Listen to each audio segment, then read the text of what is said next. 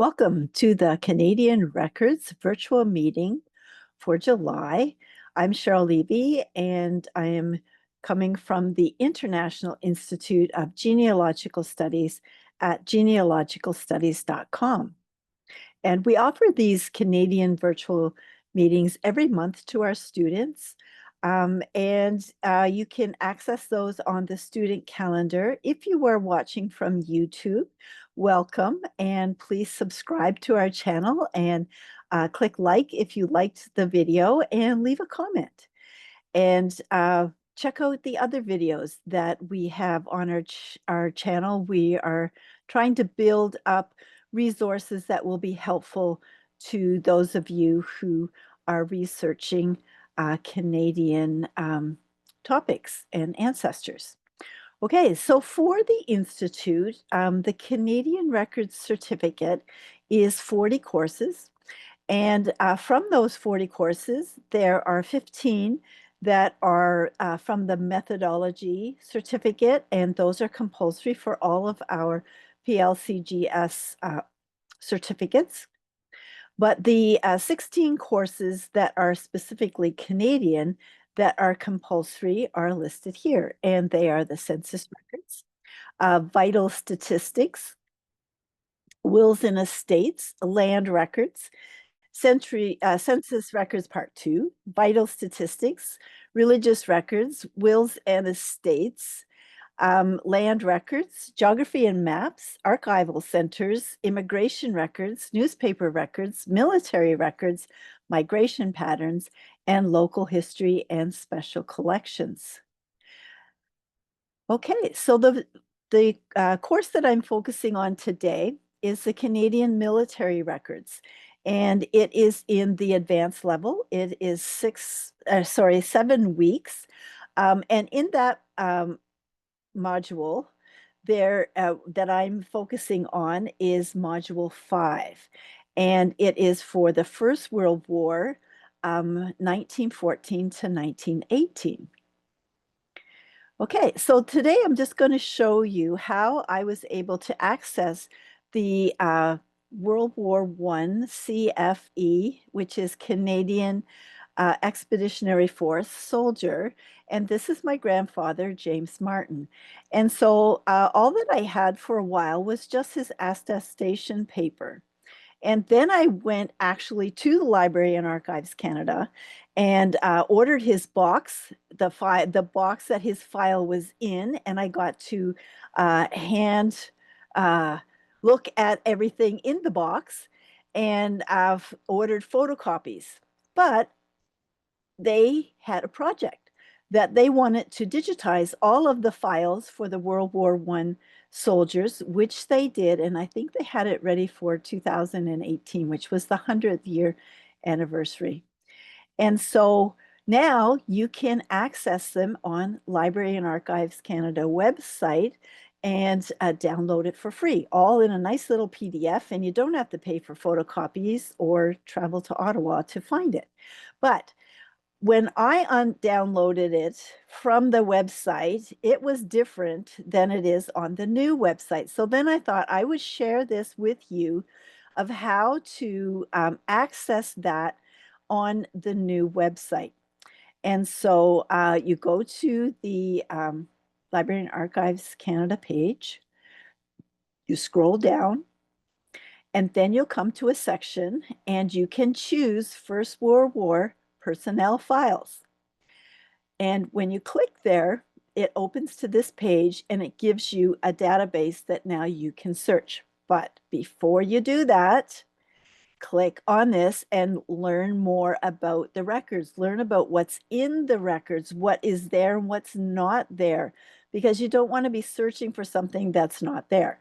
And so this opens up to a page that tells you which files are in here. So it's for the Canadian Expeditionary Force, which he was part of, the non-permanent active militia, the Royal Newfoundland Regiment and Newfoundland Forestry Corps, the rejected Valcartier files, and the Imperial Gratuitary files.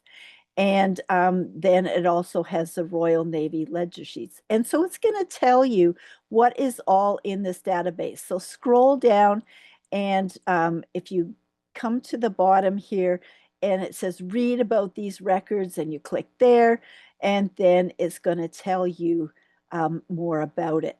So if you click on the search button, it'll bring you back to this page. And so the first time you want to read about the records, after that, you can go right to it if you have more than one soldier that you're looking for.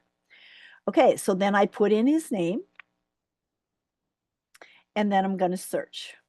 Now, there's 4 results of soldiers whose names were James Robert Martin. And so I'm showing you just one of them here, and that's the one for mine. And you can see at the top, the filters are for the First World War personnel records, his first names, and his last name. And if you want to change any of these or add different, you can do it right there. Okay, so there were 4 results. This is him. How do I know this is the right one? Well, I'm going to look and see when his birthday was. And so it matched his birthday. And so I clicked on his name, and it brings you to this viewer. Now, it has 2 icons here, and this was confusing to me until I figured it out. So the first one is his attestation paper. When you click the thumbnail, then you're going to see down here that you've chosen that, and you're going to either click print or download. And so when I do that, it's going to come up with a box that I have to click to say that I'm going to follow the copyright, honor the copyright rules. And when I do that, now when the box is clicked, now you can click on these 2. So I can download the file, and this is the image file. So I want to click on that, and then it's going to save it to your computer. Now, for the second one, and that's just the picture, it's just an image of the paper, which is what I had for years from Ancestry. Okay, but if you click this one below it and click that thumbnail, and then click the download PDF and click the box again, and I could download just an image of it, but I want to download the PDF that has all of the images, because I could scroll through each image and take a picture of it, but I like the faster way and download all of the image in a PDF, and it's all in one file. And then it's going to take a little while, and it's going to say download in process, but not too long. And then you're going to save that to your computer. Now, if I scroll down, I'm going to see all the details about his file at Library and Archives Canada, and I want to record all of the information. This is the reference. This is where it is, RG 150, Ascension 1992 to 93. It's slash 166. It's in box 5985-23. That's what I had to have when I went in person to Ottawa, to the Library and Archives Canada building. They brought me out the box, and I was able to look at the file. Now, it tells you it's a file, it tells you where it is, but here you want to record these. This is the item ID number. Again, it has his birth, his regimental number. You're going to want that for other records that you're looking for, and that he's part of the Canadian Expeditionary Force, which is CEF is the abbreviation. Okay, so now what do? I can download it, but I can also save it to my research folder right on Library and Archives Canada. This is a new feature. And so what you do is you click here, add to my research file, and then if you go to the top, you'll see it has, this is just my abbreviation for, it's just my initials. And when you're signed in, you're going to click that. It's going to give you a drop-down menu, and you're going to go to My Research, and there it is showing in my research file saved online right to my account on Library and Archives Canada. That's pretty cool. So when you're going back and you want to look at something that you had from before, it's going to be a lot easier to find them than to search through and find it again. Now, I have the PDF on my file, and I thought, what if I went to Ancestry? Because in Ancestry, all they had before was the attestation paper. And so this is how you go to find it on Ancestry. So you go to your top menu, you click search, and then you click the card catalog. And then a little box opens up for you to search the card catalog. And then I'm going to click this little box that says display Canadian records only. I don't want all the military records on Ancestry. I only want Canadian records because I know he was in the Canadian military. And then when I search, I'm just going to use a keyword and I'm going to put in CEF. And that stands for Canadian Expeditionary Force. Okay. And that way, I could have just put in Canada, World War I, CEF personnel files, 1914 to 1918, but then I wouldn't know that there's four different things that they have that are for the CEF. And so when I clicked on the title, it tells me that the first one is the personnel files. It tells me the second one are the ledgers of the officers transferring to the Royal Flying Corps. So that's interesting if you have somebody there. And the next one is the Commonwealth War Graves registers. So if they were killed overseas during the war, where they're buried. And that's another whole interesting topic. And they also have the attestation papers, which is what I had. And you can see it was on Ancestry, published in 2007. So that's the old database before they added the new one. And there's a little bit of a difference in the numbers, but you can see that that is on here. So I clicked on the top one because that's the one that I wanted with the personnel files, just to see what Ancestry had. And it opened to this page where I could fill in the fields. Okay, but before you start, scroll down and read what it is about. Read about what they did, what is in there, who is included in there, what type of records are included in there. It gives you all that information. And it also tells you that in the files you will find most typically, it says typically because they're not all the same, the name, address, birthplace, birth date, age, next of kin, relationship of that next of kin, and the regimental number. Remember, you have to record that regimental number. That's going to identify him. Okay, so I go back in and I put in his name. Then I click search, either at the top or at the bottom. And this, I've got it in two pages, but it's all in one long page on the website. Now, if there's too many results, you can click here and match my name exactly. Okay. Over here, I can choose a variant.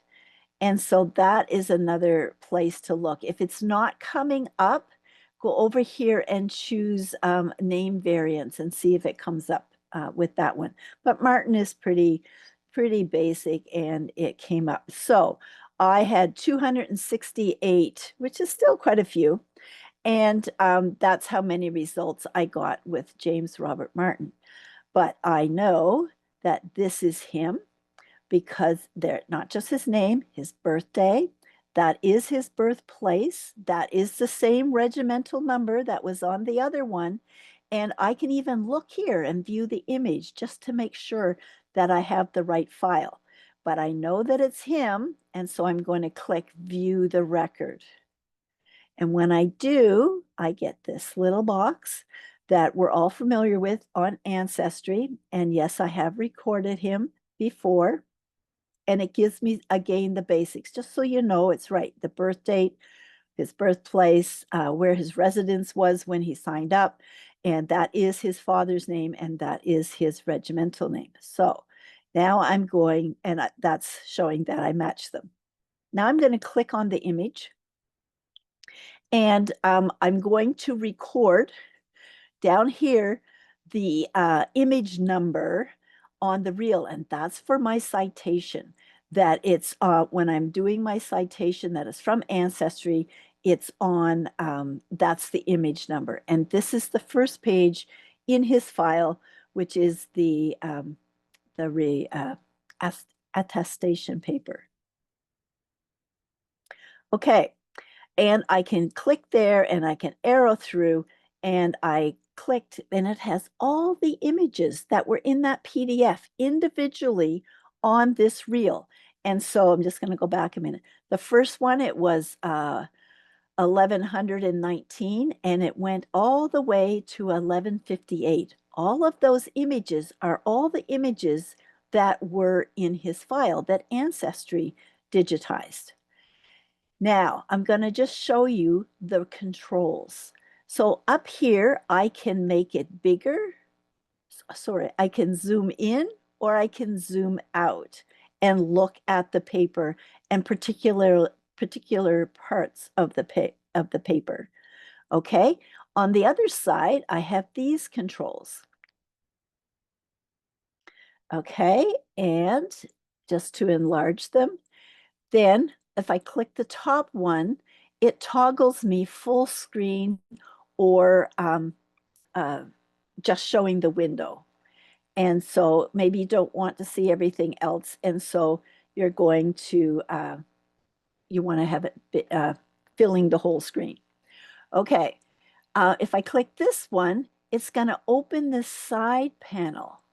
And so it's going to give me information on this side panel, and it's going to show me things. And so if I want to see the side panel, then I can click the X and it goes away again.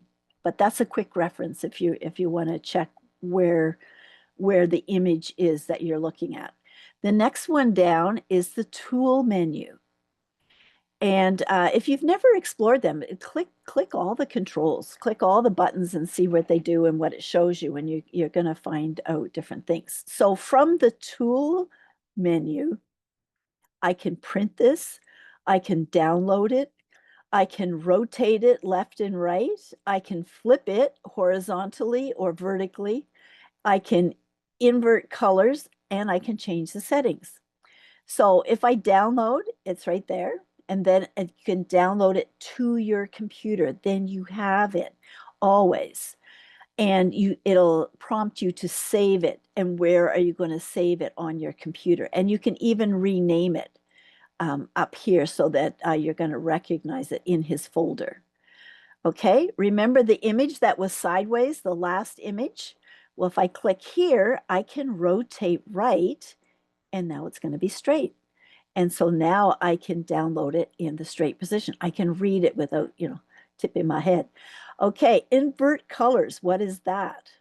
I can invert it so it looks like a negative. And sometimes writing that is very faint, like up here, there was some writing, but maybe I couldn't make it out.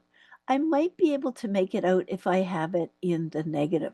And so this is why you would do that. It's really good for uh, making the contrast different and just being able to see what was written there. The next one is the settings. And when you open that, it gives you some settings for your mouse, for enhance, for your viewer. Okay, and then the last one is the share button. And here I can share it. I can send an ancestry message. I can say, hey, send it to my cousin and say, hey, I found, all of the images to his file on Ancestry. I can email it. I can send a message. I can share it on Facebook. I can even share it on WhatsApp and Twitter. But if you copy the link, you may want to copy that into your research log or your file so that you're able to get back to that image without having to search. It goes directly to those images. Okay, and then there's the download button. And again, I can download the whole thing to my computer. Okay, there's all kinds of documents that are in the file. I'm not going to show them all to you. I found it interesting. He did go to the hospital in France when he was there, and he had tonsillitis. I think he went twice for tonsillitis. That he actually, and so there would be record of that, and that he had seen the doctor about that. But look here on the card. Again, there's his regimental number. That's going to follow him all the way through his military career. Okay. It even had his discharge certificate, which I thought was really cool, and that he's coming back to Halifax, April 1918. He's in France, and it was stamped. And so then you have the date, July 17th, 1919. That's when he got back to Halifax, and he was finally discharged out of the army and then continued his job as a Halifax city policeman. Okay, it even has his signature. So if you're gathering signatures to try to compare documents, this is one of the documents that has an original signature. It's not something like in the Will's abstract books where somebody else wrote it in. This was the envelope that all his file was in, and it even had on some of them when he died. He died in 1955, and it had written on it deceased 28-12-55. And so it even showed when he passed away. Okay, just of note, he did come home. I did find out he came home in 1919 on the Olympic troop ship. And she was a sister ship to the Titanic. And this is a picture of her, a painting that is at Library and Archives Canada uh, with her in her dazzle camouflage paint that they put on them to try to distract away from the U-boats to getting torpedoed. But I thought it was very cool. They came home in luxury in the ship that was like the Titanic. The Olympic was the sister ship. And it has some information about it. I just got this off of Wikipedia, and it's nice to add these to your ancestor file, their profile. It gives some visuals. Even if I don't have a picture of him on the deck coming home on the ship, I have a picture that I can say this is what the ship looked like when he was traveling on it as a troop ship. And this is just some pictures. This is another picture of him when he was in the army. And this is a picture of him just before he passed away in 1955. And he did get the medal for being in the Great War of 1914 to 1919. And that's another study.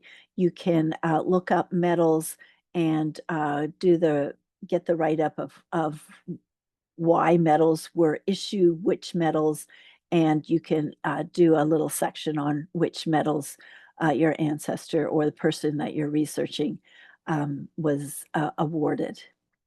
Okay, so that was from the Canadian Military Records course, and that was Module 5 on the First World War. And again, these are the records, or the courses for the Canadian Records Certificate, and they are part of our courses at the International Institute. And so again, we do the virtual meetings every month, and we will have another one next month. For those that have completed their Canadian certificate or other certificates, and they're preparing for graduation, just a reminder that you need to have all of your courses completed to be part of the summer graduation by the 31st of July. And our graduation is on August the 7th. If you want to come, you are invited to come to the Zoom meeting and celebrate the graduating students for this year. The next graduation will be in January of 2026. And these are just some websites for the Institute, genealogicalstudies.com, where to find the courses, the certificates. The genealogy store has its own link, and you would buy printed material and compulsory textbooks in there, other supplies, and even t-shirts for the Institute. We also have a blog, a Facebook page, Twitter or X, the Pinterest boards, Instagram account, and our YouTube channel, which we are building up our videos to help you in your genealogy education. Don't forget about Genealogy Social. That's what used to be Genealogy Wise. It's now Genealogy Social. And if you have an account there, go in and see what we've been doing in there. You'll see some changes. And we also have a lot of groups in there, some for classes, some for surnames, some for topics. It's a good place to explore. So thank you for joining me today. This has been the Canadian Records virtual meeting from the International Institute of Genealogical Studies at genealogicalstudies.com. Thank you very much for joining me today.